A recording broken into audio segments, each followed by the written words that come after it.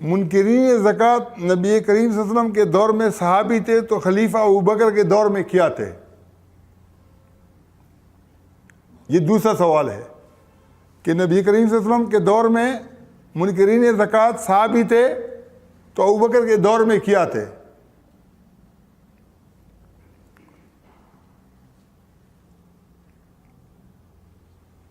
अबू बकर सिद्दीक रज़ी अल्लाह ताला अन्हु का ये जो फैसला है कि ज़कात के मुनकिरीन को आपने उनके ख़िलाफ़ किताल किया, अहले सुन्नत के 4 इमाम हैं, इमाम अबू हनीफा, इमाम शाफी, इमाम मालिक और इमाम अहमद बिन हम्बल, चारों मुत्तफिक हैं कि ज़कात के लिए आप किसी के ख़िलाफ़ किताल नहीं कर सकते हो। बात समझे? तो अबू बकर सिद्दीक को हम वो दर्जा नहीं देते हैं जो आप अली को देते हो। अगर देते तो चारों इमाम उनसे इख्तिलाफ करते क्या? हज़रत उमर रज़ी अल्लाह ताला अन्हु ने भी फरमाया था कि काश के कलाला की मिरास के बारे में पूछते, मुनकिरीन ज़कात से जिहाद के बारे में नबी आसम से पूछते और आने वाले खुलफा के बारे में नबी आसम से पूछ लेते।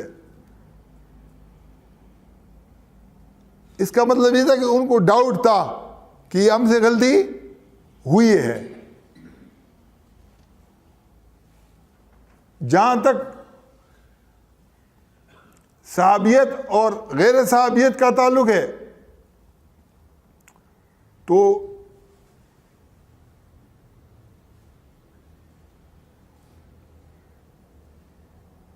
कोई अगर मुर्तद बन गया हो तो अहले सुन्नत के कायदे कानून के मुताबिक ऐसा कोई मसला नहीं है कि कोई सहाबी जो ना मुर्तद नहीं बन सकता। ये अहले सुन्नत का कोई ऐसा कानून न दीन है न ईमान है।